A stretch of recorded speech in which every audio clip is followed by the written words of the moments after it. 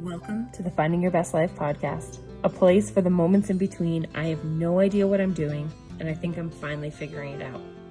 I'm Megan Lai, personal development coach, mom, and the big sister you didn't know you needed. I've been through the breakdowns, the identity crises, the what now moments, and I'm here to help you make sense of your own. No pressure, no perfect answers, just real talk, reflection, and reminders that you're not alone in this.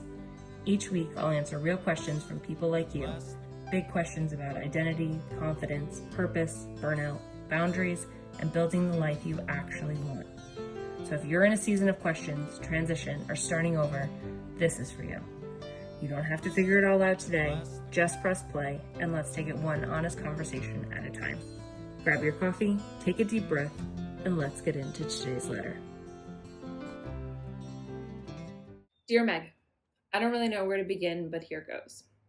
I did everything I was supposed to. I picked a good major, I got the degree, I landed the job, and for the past 5 years, I've been building a career that from the outside probably looks successful. But inside, I'm restless, unfulfilled, tired of pretending that I care deeply about work that doesn't light me up. Lately, I've been daydreaming about a different path, one that feels more me. But the thought of starting over is absolutely terrifying. What if I make the wrong choice? What if I waste more time? I've already invested so much into this path, the degree, the experience, the long hours, the sacrifices. How do I just walk away from all of that? And then there's the fear of disappointing people. My parents, my partner, even coworkers who look up to me. I don't want to seem ungrateful or flaky, but I also don't want to spend the next decade feeling this stuck. I guess my question is, how do you know when it's time to pivot? And how do you even begin to take those steps when all you feel is fear and doubt? Thanks for reading this. Just writing it down feels like a small kind of clarity. Signed, Trying to Find My Way. This letter resonates with me on so many levels because that was me.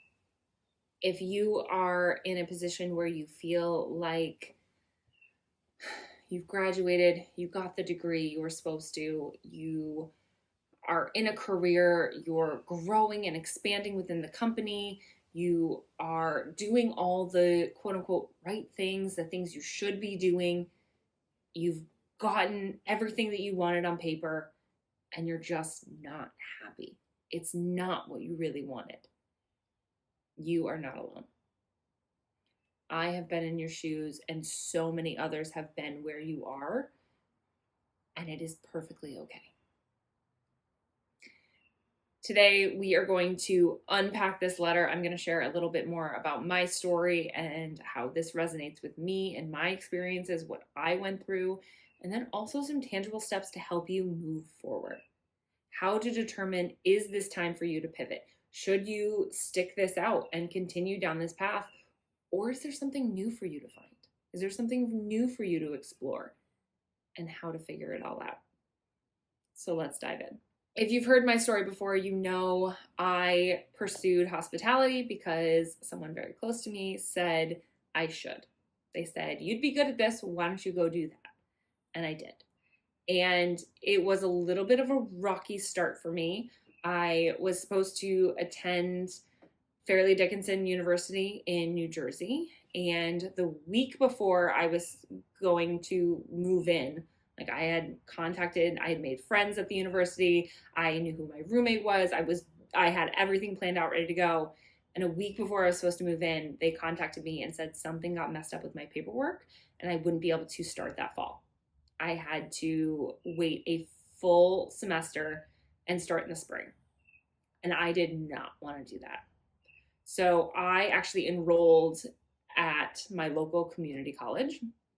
And I did that for 2 years. I was incredibly ashamed of it at the beginning. I thought, who goes to community college? This is stupid. This is silly. I'm so embarrassed to even go to the school. And I ended up having such a good experience. The first 2 years for most majors are your general ed courses. They're the same as a 4-year university, as a 2-year university. So for me, I ended up having a really great experience. I ended up getting to live at home for another couple of years, and I saved so much money. Going to a community college, getting all of my gen eds, I probably spent $10,000. So after my first 2 years, I had already paid that off. I went into pursuing my bachelor's degree and I didn't have any loans. And that for me was huge because I was paying my way through school. So I did 2 years at community college, and then I transferred to a 4-year university. I ended up going to Johnson & Wales and pursuing my degree in hospitality. Most of the time, it's all about where you graduate from. It's not where you went. So when people ask me about school and they say, where'd you go to school? I say Johnson & Wales. I don't say I did 2 years at community college and then I transferred to Johnson & Wales. People want to know where you got your degree from. Doesn't necessarily matter the way that you got there. So if you are at a point where you're undecided with what you want to do, or if you hit an obstacle, community college is a great place to start. It's a great kind of springboard to get you where you want to go. So if you're undecided and you don't want to spend a ton of money at a 4-year university, try going that community college route. A little bit of a tangent, but let's keep going. All of this ties back into life is not always going to go according to plan. And it's okay to pivot, and it's okay to change your mind, and it's okay if the plan doesn't work out. I did attend Johnson & Wales, and that was my junior year into my senior year. I graduated from Johnson & Wales with a degree in sports, entertainment, event management with a concentration in food and beverage management. Again, this was the career and the path that I should go down and that I was good at, so I pursued it. And once I graduated, I did get an internship with a food and beverage company operating out of sporting venues, which is exactly what I went to school for. It's exactly what I wanted to do. And things were starting to line up for me. I have always had a plan that I was going to meet my future husband in college. We were going to live together. I was going to start in a career after college. I was going to grow in that career. It was going to be my dream career. I was going to have all the success in the world. We were going to buy a house. We were going to have kids. We were going to have 2 dogs and live that picture perfect life. And that was slowly starting to happen and slowly starting to kind of take place. I did my internship, and at the end of the internship, I ended up getting hired on. And through that experience, I met someone who I deeply admire, someone who I actually recently just saw again. He is someone that I have always looked up to. He is someone that taught me so much about the industry and so much about life, and someone that I consider to be one of my mentors. And I still consider him to be one of my mentors. He taught me so much. But when he hired me on, it was just a no-brainer. And it was whatever he kind of said to do, I just did, because I was like, he is successful. He obviously knows what he's talking about. He knows what he's doing, and I want to follow in his path. So anything he is recommending, I'm just going to do. I almost felt like I was in debt to him because of how much he had done for me. And so if he said, you should look at this opportunity, I did. If he said you should do this, I did. And not that I regret any of those decisions, because everything was kind of a stepping stone to get me where I am today. But I wish I had taken a moment to just pause and think about, is this really what I want? Because I did have some incredible experiences and some incredible opportunities, but ultimately I was in a field that I didn't want to be in. And it took me a really long time to figure that out. So through all of those experiences, if you've listened to my story, you know this, but I had everything I wanted on paper, and it wasn't what I wanted. I wasn't happy. I wasn't fulfilled. And that first kind of unraveling happened in my relationship. And so once that ended, then I kind of just continued through the motions, because I wasn't ready to accept that the plan I had for my life wasn't fully what I wanted. So I didn't have the relationship element of it. So that had kind of unraveled, and I was like, okay, that'll come back. That'll kind of recycle through. It took a long time for me to get there, but that'll kind of cycle back through. but my career is still my career. That's still great. It's perfect. I'm going to continue down this path. And it took a really long time for me to take that step back and say, this isn't what I want to do. And it almost took my relationship coming full circle for me to say, okay, now it's time to address the career situation. And I had, if you know the term putting lipstick on a pig, I had put lipstick on a pig for a very long time in my career and said, okay, well, maybe I'll look at this side of the business or this side of the business, and this side of the business is the answer.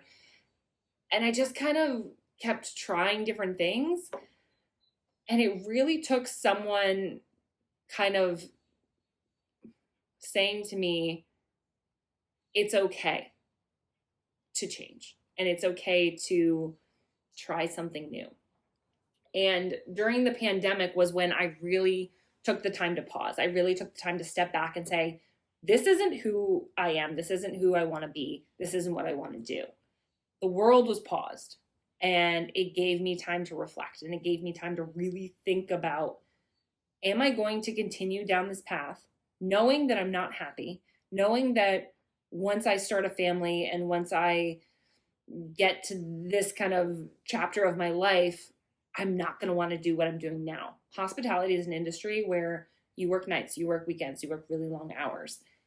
It can be lucrative, but it takes a lot to get there, and it's a lot of effort.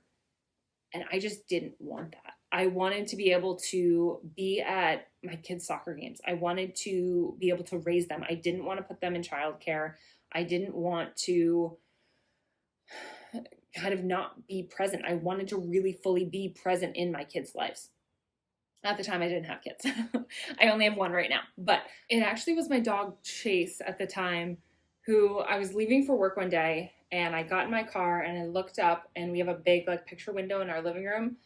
And he was sitting there looking out the window, and just looking at him as I backed out, I couldn't take it. And I didn't want to leave him home all day by himself, let alone my child or future children.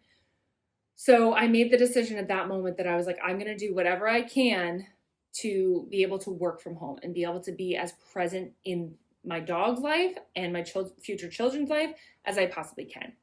So once I started dating my husband, my now husband, we got to a point where I had gone through my coaching certification. I had gone through everything that I wanted to do. And it was at a point where it was like, okay, I'm either going to do another season with my current company, or I'm going to rip the Band-Aid off and I'm going to start my own company and I'm going to pour everything into this. And we were at dinner one night at Mohegan Sun. It was for our anniversary. It was the night before we were going to pick up our second dog. I sat down to dinner and I had gotten a phone call from my assistant, and all hell had broken loose and we had to scramble and try and get all of these orders put in and all of this rearranged, and it was interrupting my anniversary night with my husband. And that was kind of the straw that broke the camel's back. And I said, I don't want to do this anymore. And he said, I fully support you. I will do whatever I can to make this happen for you, and quit your job. And so we talked it over and figured it all out and said, okay, I'm quitting my job and I'm going to go full blown into my coaching business. Now that has had so many ups and downs. That has had so many things that have gone right, so many things that have gone wrong. So much has kind of evolved at its own pace. I'm definitely someone who, once I make my decision, I want it to happen then and now, and I want everything worked out. I want basically a seamless transition of, I start my business, I'm making $1 million. I'm exaggerating, of course, but I wanted it to just kind of be easy and be something that I could make one decision and I was ready to go in my business. And that obviously didn't happen. And so this had been multiple times where I had kind of seen it play out, where I had a plan and that plan didn't work out. And so I had to pivot, and I had to say, okay, how am I going to make this work? How am I going to pivot? How am I going to try something new? And so the first 2 years of my business were throwing spaghetti at the wall and seeing what stuck. And if I'm being honest with you, I'm on year 4 of my business. and I am just finding my groove. I am just finding my footing. I am just figuring out, okay, this seems to be working. Let's continue down that path. And so, my big overall message here is that you can have a plan for life. And I think it's great to have a plan. I am someone who loves to plan. But you also need to be okay with that plan maybe not working, and being okay with pivoting, and being okay with saying, you know what, this is where I want to get to. My whole plan was to have a family, have my dream career, have our own home, have 2 dogs. I got that, but the path to get there looked a lot different than I anticipated, and that's okay.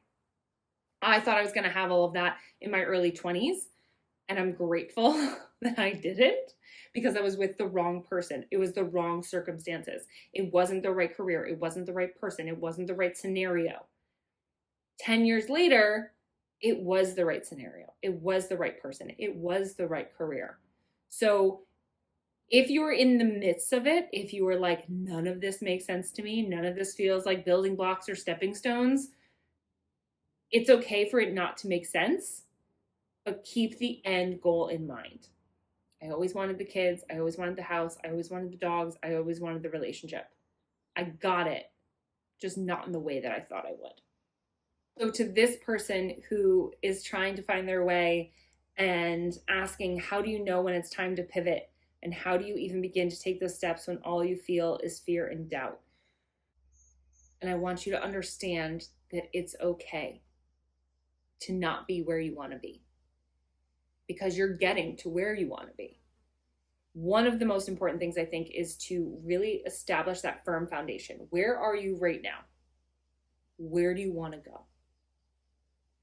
Now, in terms of your career, in terms of whatever you may be going through, it's really important to identify.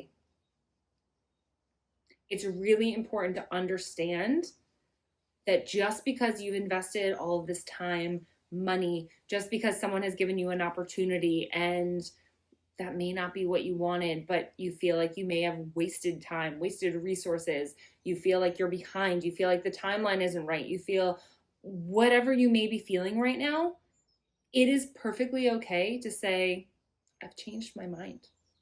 That is no longer the path that I want to go into. I appreciate the opportunity. I appreciate everything that you've done for me. This could be your parents, this could be your bosses, this could be your coworkers, this could be your partner, this could be whoever it may be. You can be grateful for them and still say no to the opportunity. It is perfectly okay to change your mind. It is perfectly okay to pivot. So how do you know when it's time? There's a couple different things. And I think there's the obvious ones that everyone will give you. But what I can say from my experience is that when the bad days start to outweigh the good, when you wake up every morning and you dread going to work, or you're not motivated, you're not excited about the work that you're doing, when you are no longer feeling challenged, when you are no longer evolving, when you no longer have those days that just light you up and you get so excited about them, it's time to pivot. And this can be career, this can be relationship, this can be where you're living, this can be applied to so many aspects of life. But when you are saying, I'm really not enjoying where I'm at right now, something needs to change. And one thing I really want to encourage you to look at it as, you're not starting over. Specifically in your 20s, I think it can be really hard to quote unquote start over. And if you're between the ages of 25 and 30, I've been in your shoes and I fully started over. Everything got dropped, everything got reinvented. And that is not easy. So if you are kind of like, I am not where I want to be and I want a complete fresh start, understand it's not easy. It can be a lot easier to tackle one thing at a time. Tackle your relationship, tackle your career, tackle where you're living, tackle the car, tackle the friendship, the relationship, whatever it may be, but try and tackle one thing at a time. Completely upheavaling your life is very difficult. So focus on one thing at a time. What is the thing right now that you are most struggling with? Don't think about the time, don't think about the money, don't think about anything like that. But what is the one thing in your life where you are struggling? Let's focus on that first. Now, if you're in a career and you feel like, I don't know if it's time to leave because I'm really good at what I do. People constantly are saying, you're so good at this. This is exactly what's aligned for you. And you're kind of just feeling like, I'm good at it, but it doesn't light me up. It doesn't excite me. It doesn't motivate me. It doesn't challenge me. It's time to pivot. My mom said this to me when I was really trying to decide what to do with my career. I was at a point where I was like, I'm really good at what I do. I can do it with my eyes closed. But it wasn't challenging me. It wasn't fulfilling me. I was no longer interested in it. And that's when she said to me, you can be good at something and not want to do it. And that is perfectly okay. So if you're in a career right now and you're like, I'm really good at it, I want to stay. Is that the best thing for you? Find the career that lights you up, that challenges you, that excites you, that motivates you, that gets you jumping out of bed in the morning and wanting to do more. That's the career I want for you. I want something that you are incredibly passionate about, that drives you, that continues to excite you and light you up. That's what you deserve. So if you're not in that career right now, it's time to pivot. If you are at a point where you're like, okay, great, Meg, I'm ready to pivot. I know this isn't what I want to do. This is what I'm meant to do, but I have no idea what I want to do. There's a lot of different resources available for you. One, first and foremost, I'm always going to say this because I am a firm believer in it, take the Strong Interest Inventory Assessment. You do need to take it through a certified practitioner. I am a certified practitioner, so if you're interested in taking it, I'll leave the information down below. Once you take the assessment, we'll do a 60-minute debrief and really unpack your results. But the Strong looks at your interests. We're going to figure out what you are interested in, not your friends, not your family, nobody else, what you are interested in. And then we're going to unpack if it's a hobby or if it's career related. And then we'll design your dream career. That is one resource that is available to you. The other things that you can do, find the things that light you up. What are the things that you do on a regular basis that excite you, that get you motivated, that get you wanting to learn more and do more? What are the things that people ask you about? Does someone say, hey, you know what? I'm planning my daughter's first birthday party. Can you give me some insights? Because you're really good at that. Or, hey, I want to start a new workout program. What's the workouts that you do? I see that you do them all the time and you seem to enjoy them. What do you do? Or, hey, maybe I'm looking for recipes for my family. I see you cook all the time. What recipes would you recommend? What are the things that you are constantly recommending or constantly answering from your friends, families, colleagues, etc.? What are the things that you feel like you're an expert in? Last thing I would say is to connect with people. If you are currently in nursing and you're like, you know what, I've really always been curious about teaching, or I've really been curious about financial, tax, investing, go find people in your network to talk to.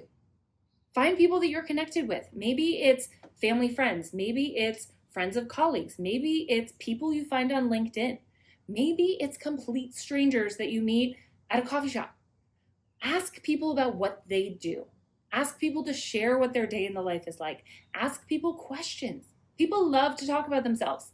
So ask them questions. Get them to share what's the best part about your day. What are the things that you most enjoy about your job? And start asking those questions and see what resonates most with you. The best thing I can say about your career, you have to have interest in it. You can be as confident as you want in it, but if you're not interested in your career, it's not going to last. Find the thing you're interested in it. You can completely suck at it. You can completely have zero skills. But if you are not interested in it, you're never going to go anywhere with it. We can build your confidence. We can build your skills. We can't build your interest. So find the things that you are most interested in and go after that.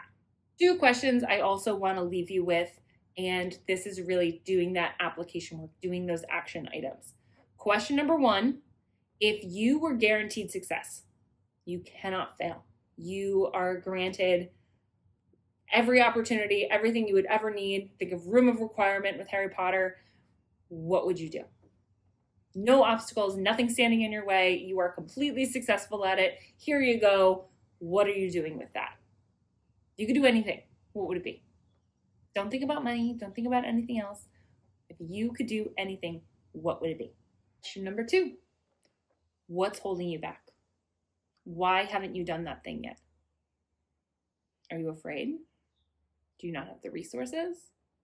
Do you not know how to do it? What's holding you back? Now my challenge to you. Go do one small thing that's going to get you closer to that goal. I don't care if you're working a full-time job. I don't care if you're a student. I don't care what your current circumstance is. You have the one thing that you want. You have that North Star. You know what's holding you back. All I want you to do is one small thing that's going to get you one step closer to that goal. So, quick recap here. If you are in this circumstance, if you are knee deep in your career and it's not fulfilling you, it's not lighting you up, most of the time, it's probably time for a change. In some scenarios, maybe you're staying with the same company, maybe it's just shifting positions. Either way, start to do some exploration. Start to see the things that are lighting you up. Don't focus on the time in the past. Don't focus on the money you've already spent. Don't focus on anything in the past. Don't focus on who you'd be letting down. Don't focus on being ungrateful or any of that. I want you to focus on the things that light you up and find a career that truly you are passionate about, because that's what's going to make the difference in not only your life, but everyone else's life. When you show up as the best version of yourself, you should also show up as the best version for other people in your life. So find what you are interested in and go after it. Don't let anything hold you back. Don't let anyone tell you no. You've got this. I believe in you. And if you need anything, I'm an email away. As always, go find and live your best life, and I'll see you next week. Bye.